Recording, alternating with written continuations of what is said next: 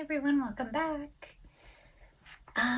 What I wanted to do today is put together a couple of little travel palettes for some friends, and I'm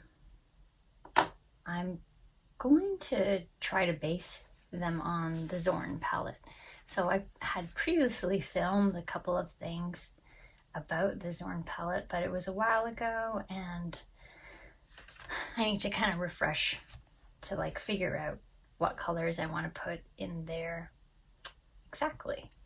So if you're not familiar with the Zorn palette, it usually is a 3-color palette, and people use a variety of different things, but it's something like a Payne's gray, something like a vermilion, and then something like a yellow ochre or a medium yellow. And I had done some tests previously, and I put together a couple for myself. So these are little portrait study palettes that I had put together. So I'm just going to go through these and kind of figure out what colors I used, because I use different kinds of paints, and replicate them slightly for these little gifts that I'm making. These little Muji containers are really great for tiny little palettes, and then if you want to put in a few more colors, these Altoid tins actually make great palettes. You can fit quite a few colors in there. And what some people do is they just spray paint the outside black and then spray paint the inside white, and then they really look like tiny little proper watercolor tins. Here are a couple of my own little tins that I made, and I've used them quite a bit. Like this was originally my travel palette, and so I spray painted the inside. I should have sanded it down, and if you want to do it really nicely, I would sand it down and then do a gloss coat. And I added these little flaps, which are just little pieces of watercolor paper and kind of laminated with clear tape, and that works really well. I do have a video about travel palettes. It's one of my first videos that I ever made, so the audio isn't great, but maybe it's something I should redo. If you'd like to see a redo of travel palettes, let me know. So yeah, here's another little one just with a little gum tin that I got in Berlin, and that's how it compares to your standard 12 pan tin. So they're pretty good, and you can fit quite a few colors in there. Like I think I have 9 in this one. Oh, 12. So there you go. And this one would fit even more in a full pans. I did use this one with the Nevskaya before, and I think I could fit 7 of the full pans in there. Anyhow, it's a cheap alternative, and if you want to just have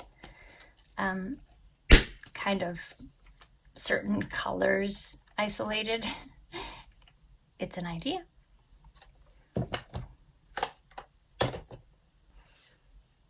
So I had done a mix previously, like with my testings, and I really liked this combination here, but I kind of forget what I used. I mean, a lot of interesting colors, right? You can get. I suspect it might have been this, but I don't think I have an Indian yellow in a tube. I only have a pan of Indian yellow, which is something I should get. But regardless, I'm going to see if I can find a combination that's similar to this, because I think that's quite lovely, especially for portrait studies. So that's my goal. these studies that I have here on the wall, that was from a watercolor workbook, and they didn't use the same colors, but I think it was still just a 3 or 4 color palette.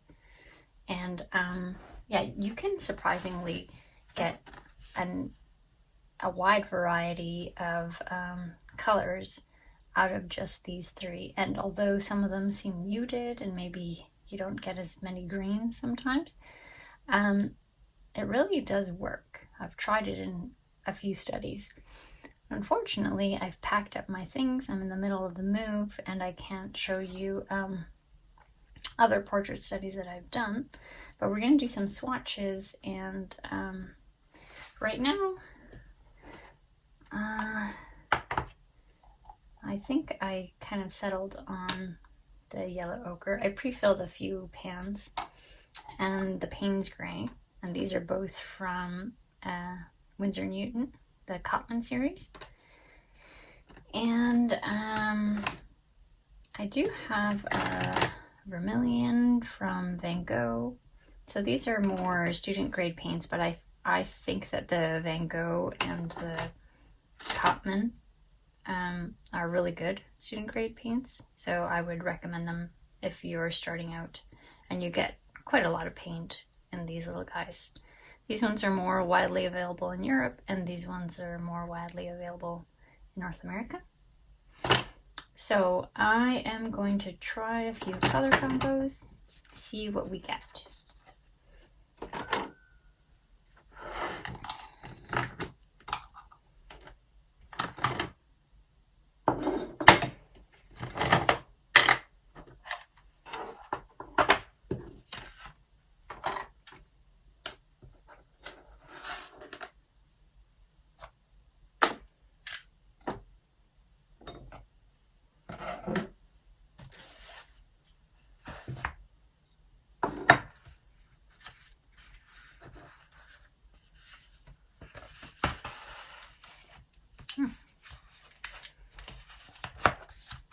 I almost forgot a glass of water.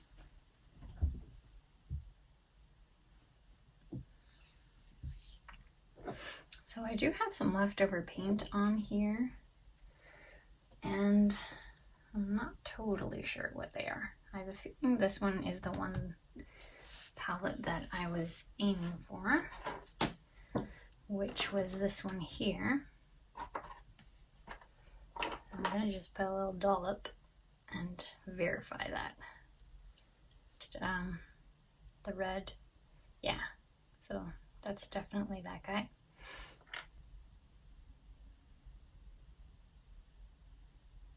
This is the French Vermilion, the Payne's Gray from Cotman. That one's from Van Gogh. And this is the Azo Yellow from Van Gogh. And then this is the same red and blue-black with the yellow ochre from Winsor Newton. So we'll do a little comparison of those combinations here.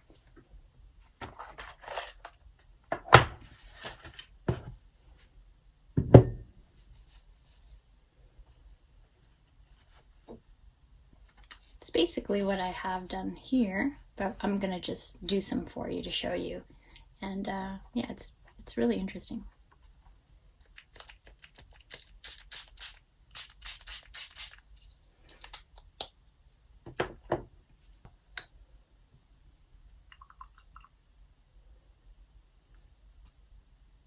Okay, so here's the French Vermilion, which is kind of like an orangey color in this brand.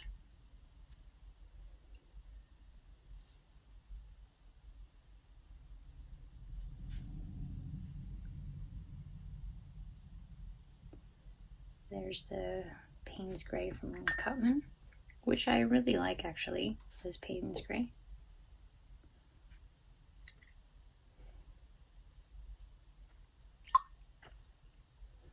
And I also very much like the yellow ochre from Cotman. See, it's very bright. Some some of even the more professional colors are so subdued in comparison to that. So let's try mixing.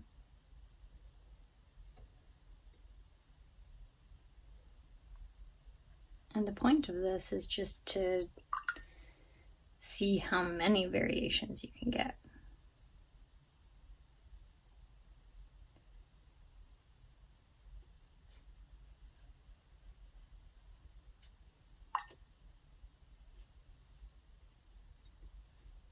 It's a good exercise to do with any triad you chose to paint with, or even if you're doing a very limited palette with only 2 colors. It's a really good exercise to just see how far you can push it, and you'll often be surprised at some of the things that you come up with.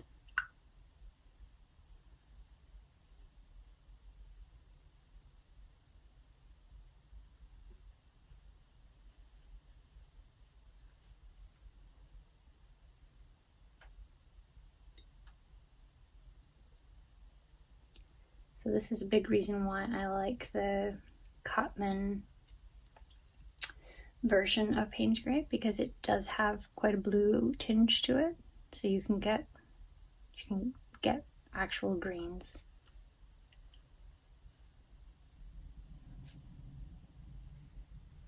Now there are puddles on my palette that I had previously mixed, but no other colors have been on this palette, so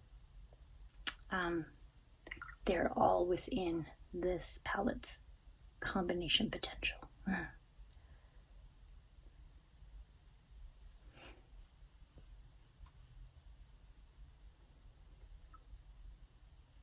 I really like the skin tones that you get out of this vermilion and yellow ochre combination. Some very nice earthy kind of skin tones.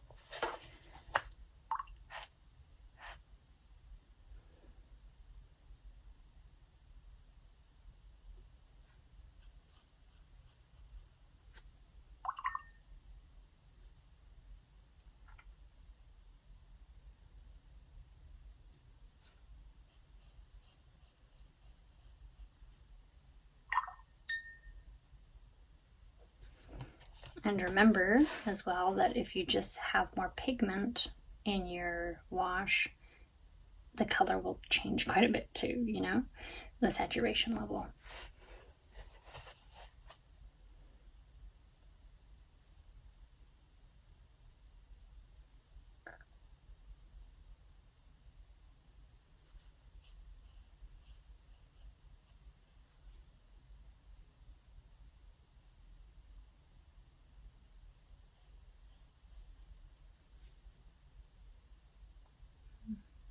Wasn't different enough. We'll add more vermilion. Ooh, that's nice. It's kind of like an English red.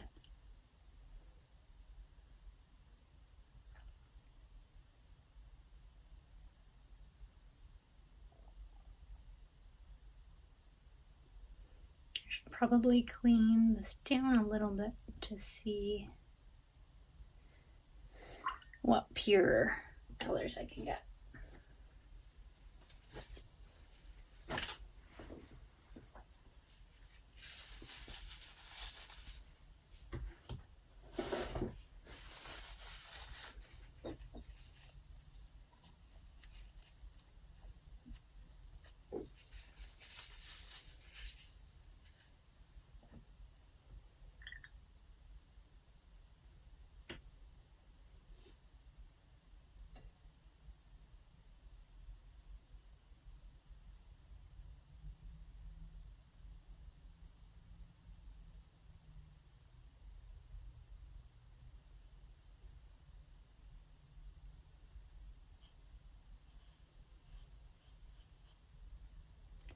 No, I don't seem to be able to get violets out of this, so maybe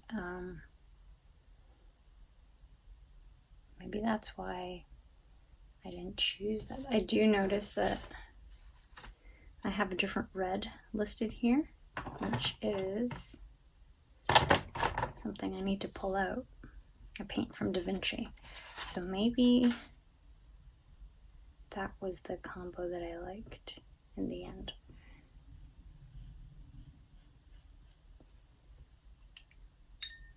I mean, you can do a portrait painting or a landscape painting with just this kind of color range, but if I could make it a little bit more versatile for them, then that would be great too. I love these kind of olivey greens.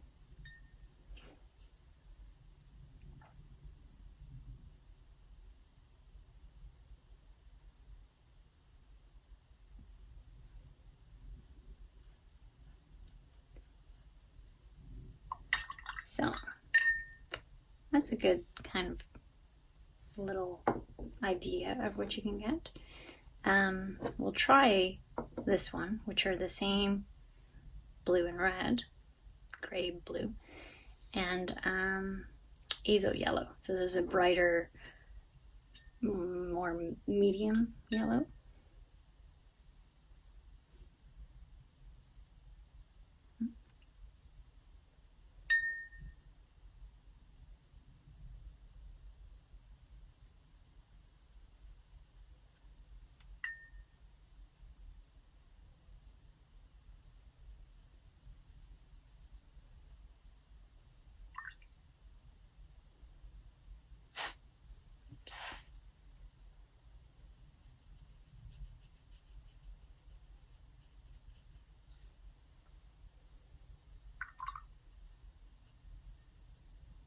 Oh, this is a different red. So this is actually the cadmium red light from Davinci.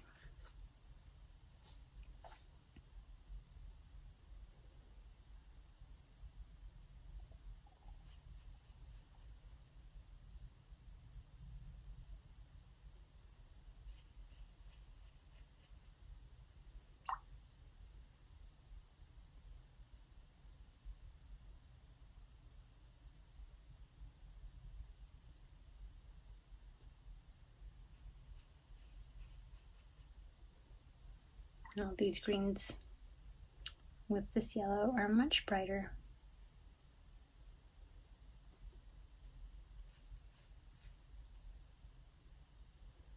But you can tone them down with a little bit of red.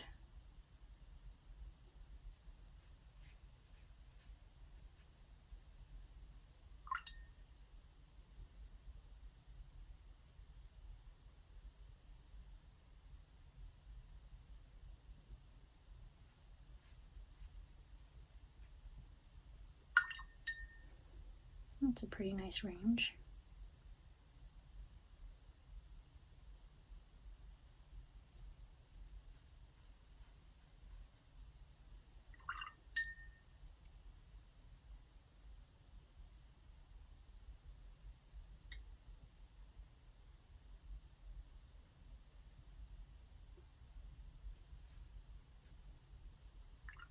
Get some nice warm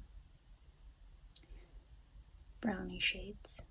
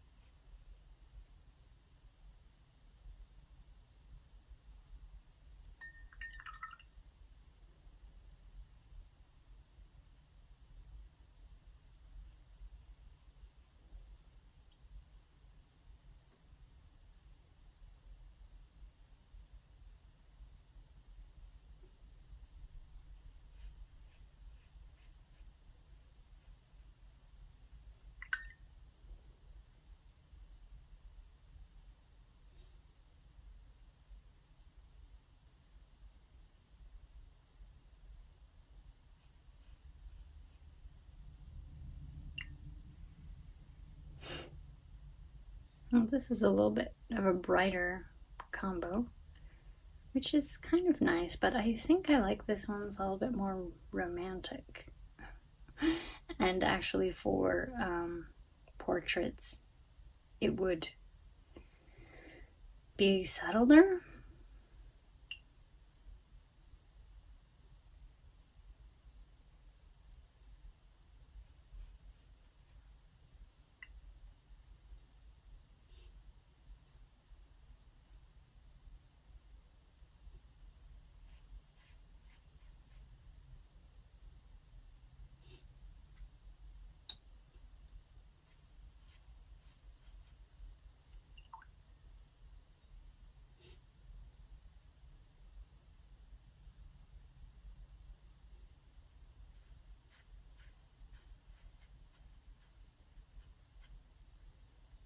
I do like that shade.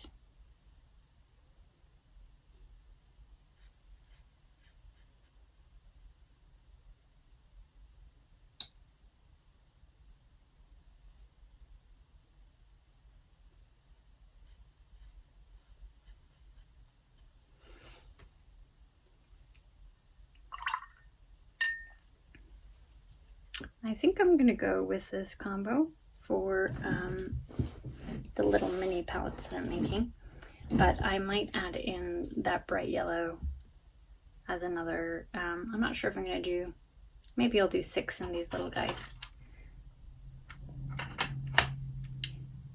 Now I'll show you a couple of other combos that I have made for myself from the other palettes that I have, so that we can compare the colors, and also to find this ultimate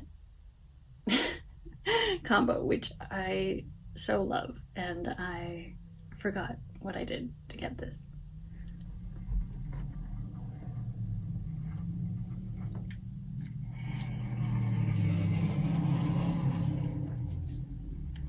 So this is the one that I've been working from the most lately. It is kind of a mix of warm and cool, but not really. I think I have Sennilier Payne's Gray, Sennilier Vermilion. Oh, actually no. I think that's Sennilier Red. And this one's a Schmincke color. Aurelian, maybe? I'll have to look it up and I'll put it on the description box. And then a cool red and a cool blue and a burnt sienna. It was just like something that I thought would be useful, but mostly I was trying to like stick to these when I was doing studies.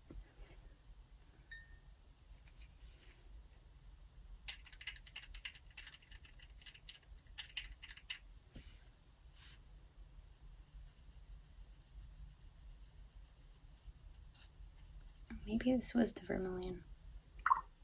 Okay, so scratch that.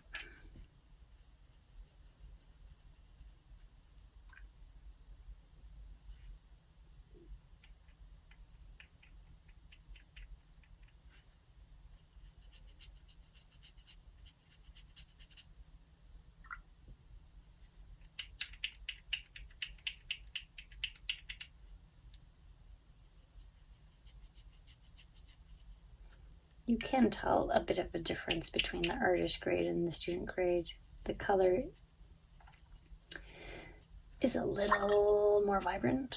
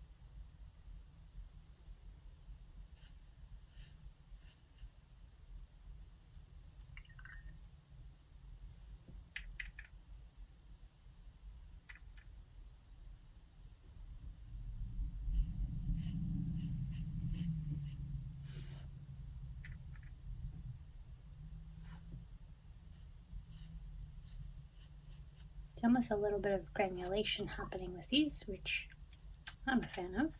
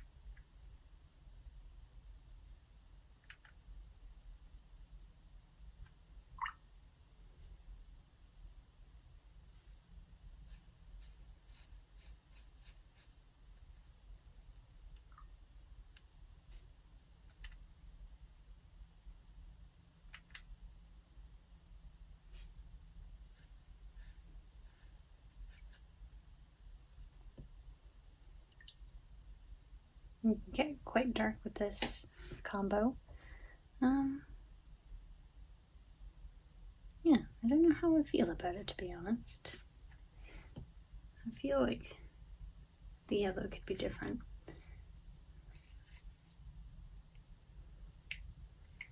And this is probably my favorite yellow. Well, I shouldn't say that, but it's one of my favorite yellows. And this is Schmincke's Indian Yellow, which I don't have a tube of, unfortunately.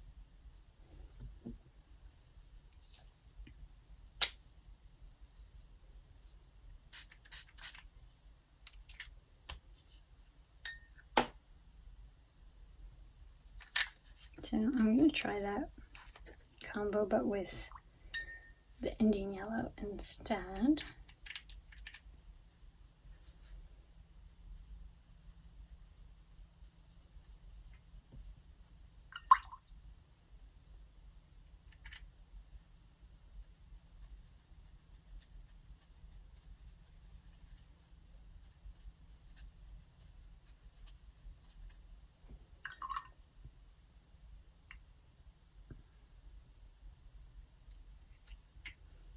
And as far as like this kind of vermilion type of red, it's not maybe the red that you think of necessarily when you're going to choose a warm red, but it's actually very useful. And I would say you would maybe just use this and something like a carmine or a alizarin for your cool red, and you probably only need those two.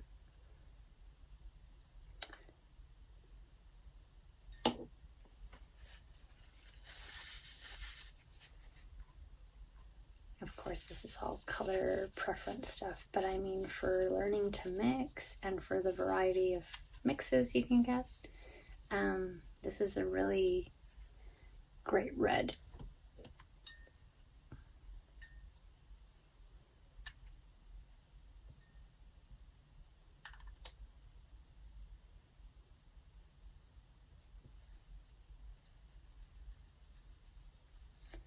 Ooh, that's why I love it. Look at that.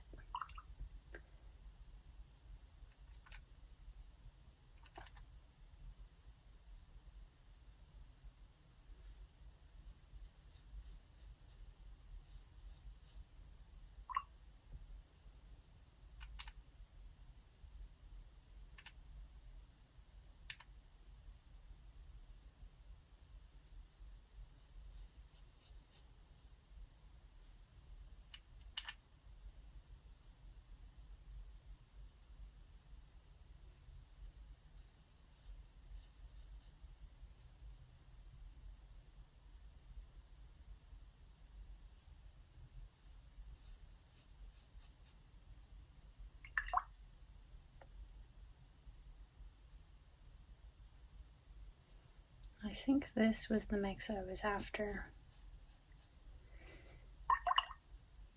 That's totally my kind of vibe. And maybe you disagree with me as far as like what combinations you like more, and that's fine. You should go with what appeals to you. You can achieve the same things. Like, I mean, you can still make art. You get to choose your colors.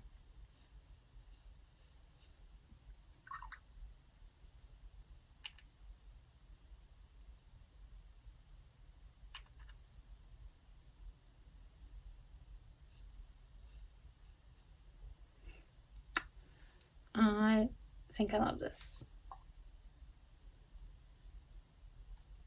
Oops.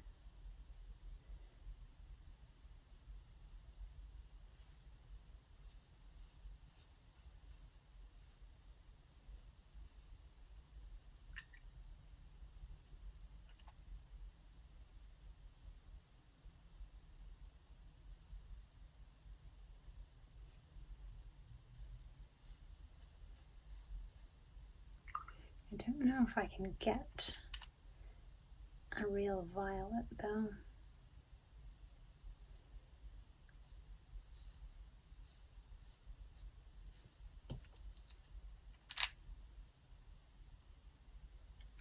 I'm starting to think that that swatch page that I made was just me swatching for fun, and I wish I wrote down what I did. So I have like tried to make notes when I do swatches to like, yeah, notes on the combination of colors when I run across something that I really like, because yeah, when you want to do it again and you don't know the recipe, it's kind of a bummer. I'm just trying to get violets here. I can tell from these things you can get a lot of nice skin tones. Maybe I'll do a few more of those.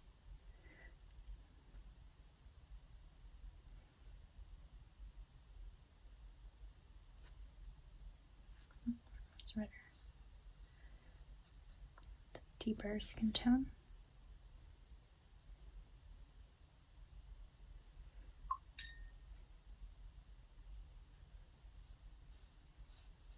But when you're doing portrait paintings, you think that you only need colors like this, but actually you need a lot of greens and blues and purples. There's a lot of those kind of colors in the face as well.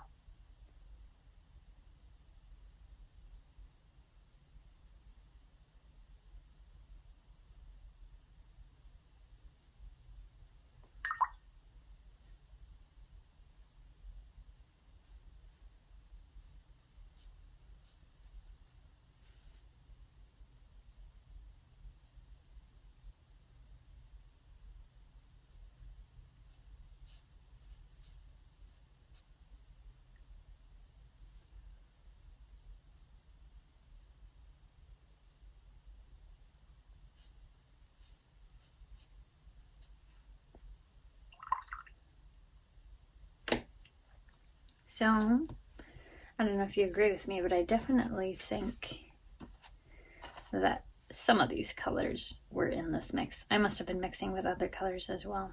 So, you know, the search continues. But I do think I like this combo more than I like this combo. I don't really like yellows that are turning into like lemon yellow, and that's probably why I don't really like those combos, although it's a range of color that I need to get into. It's weird because I really like green yellows, but somehow this kind of like, yeah, the lemon yellow thing, I kind of have an aversion to. So I'm swapping that out, and I'll probably pack this with me in my moving bag.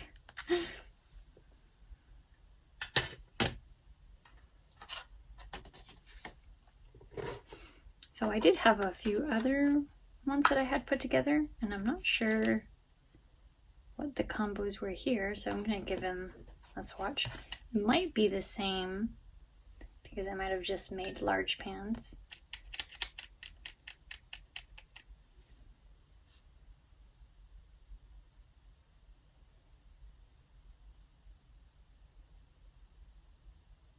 Yeah, I think that's the same.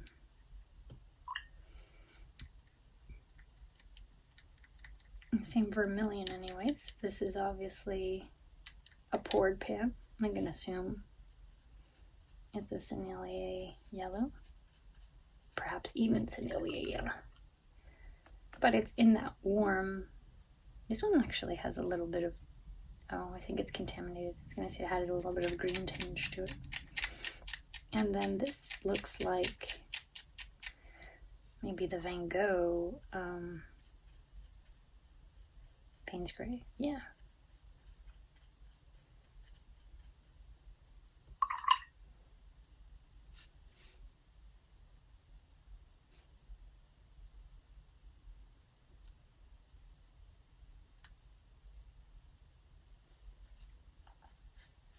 If you do like any of these color combinations, just look in your palette and see what colors that you have that are similar, because it doesn't have to be these exact same colors. Something that is similar, maybe named differently, but produces the same effect from a different brand will give you the same effect. So I would just do some tests like this and see what you have in your own palette. Or if you're just getting into watercolor, then this gives you a chance to see what kind of colors you might want or need. And I think if you're interested in portrait painting, you could just start with these. I mean, you don't need anything else.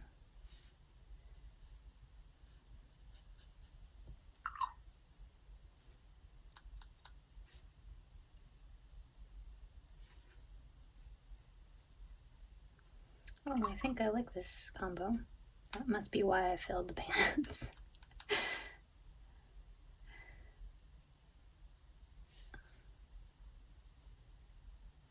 Color swatching is an addiction, you know. And I think sometimes because I have so many paints, I get distracted when I should just like explore one set of paints more deeply.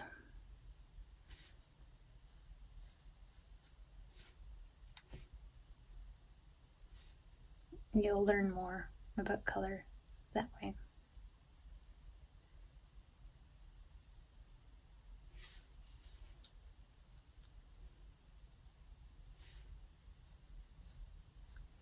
This is a very nice warm combo.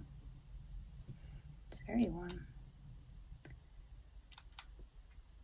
A little bit of paint there that I'm avoiding because I don't know what that's from.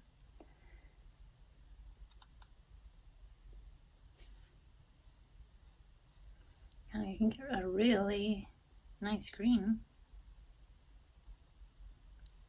But I don't know about purples.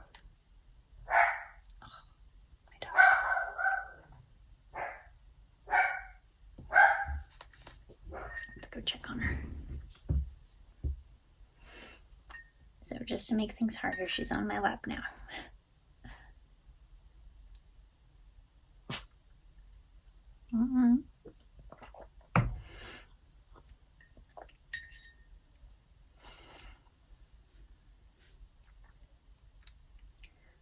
So I think you're pretty limited with the violets.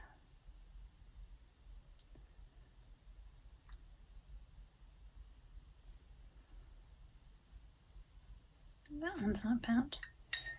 Just lower it down a bit. Okay, that's pretty.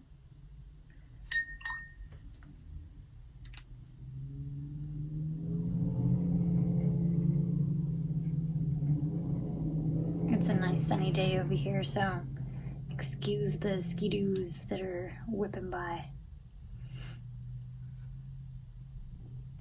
We've had a bit of a melt, and so people are trying to take advantage of the snow before it goes.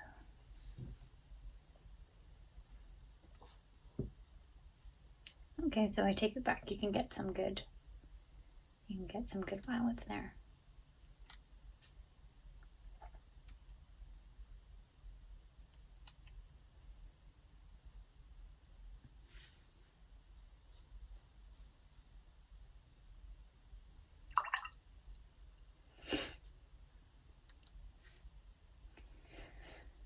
I've been meaning to get a blog together, but that's like something that, yeah, maybe in the next few months I can get to. But I'm trying to figure out a place to post kind of notes for you guys from the videos, and I might be posting them on Patreon and just have them available to everybody. I'm gonna see how that works, or there might be a blog coming soon.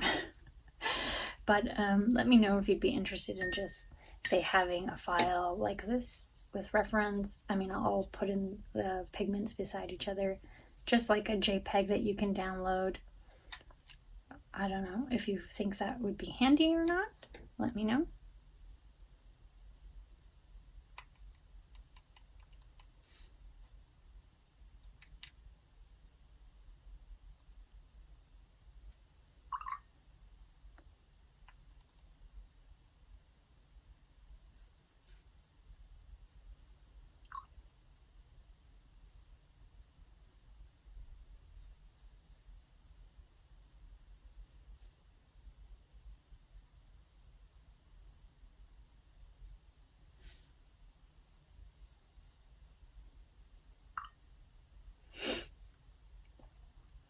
So this is a very rich combo.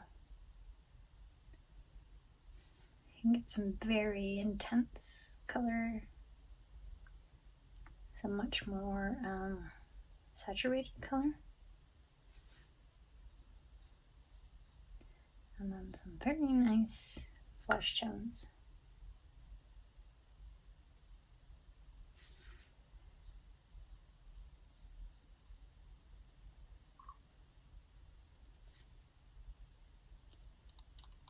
Figure out which yellow this was in a little bit. I'll have to go through my paints. I'm doing this video in order to finish packing my art supplies, to be honest, and I'm gonna just have a pared down kit out while I'm moving. But this is interesting for me too. It's a nice break from packing boxes. So here's another one that I have. I think this is a triad that is more like a traditional triad. I think this might be ultramarine. This is another kind of Indian yellowish color, either from Sennilier or Old Holland, and I'll find out which one it is. Ooh. Okay. I think it's from those brands. It must be.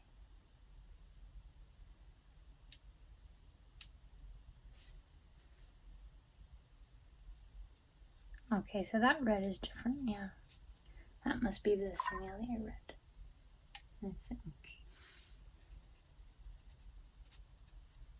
Pretty sure.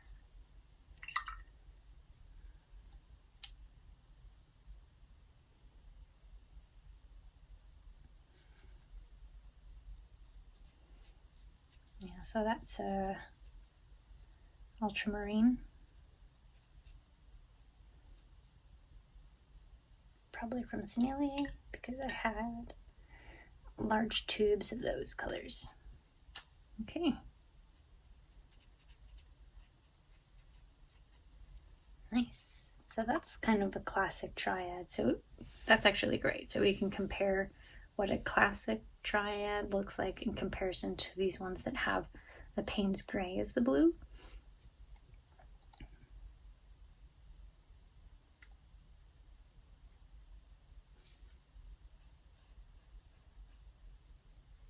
off the bat. The pigment level is higher, and I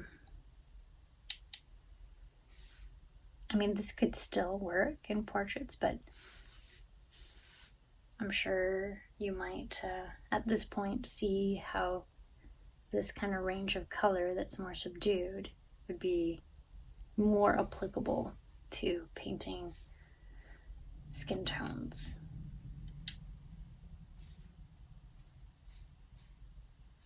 Ooh, I like that though. That's my jam.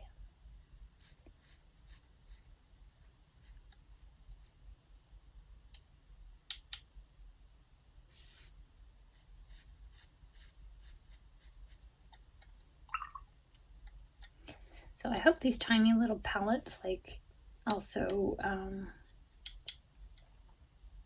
make you realize how few colors you really need to paint, and if you are just getting started, yeah, you can just get 3 paints and figure it out from there.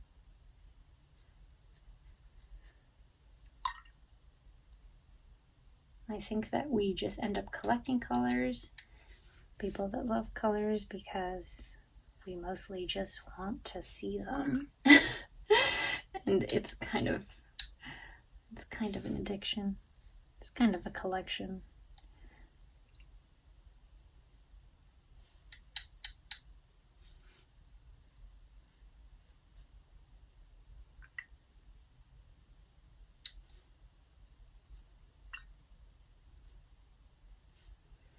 I think at this point I have more paint than I would ever use in my entire life, and I probably don't need any more.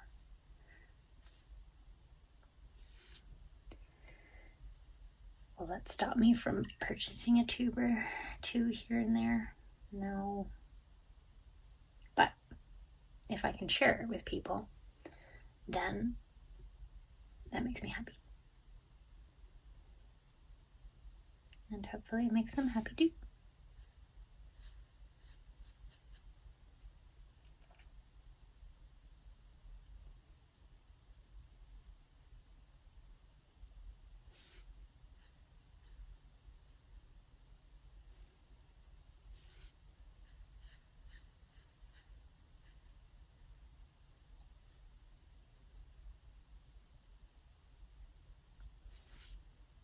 So that's a very rich combination. Get a lot of vibrant color. It's quite versatile actually.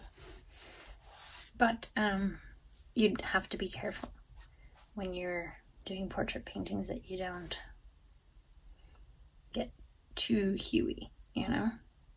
That's a word, right? Huey. So, I hope that gives you something to think about. I'll fill in these colors here, and I'll see if I can figure out a way to post this somewhere for you guys. Thanks for joining me for this little intro into the Zorn palette. I think maybe in the next video I'll do a sample portrait of what you can do using this palette, or like the way that you would mix with it. And hope you're all doing well. Thanks for joining. Like and subscribe if you enjoyed this video, and I'll see you soon, guys. Bye!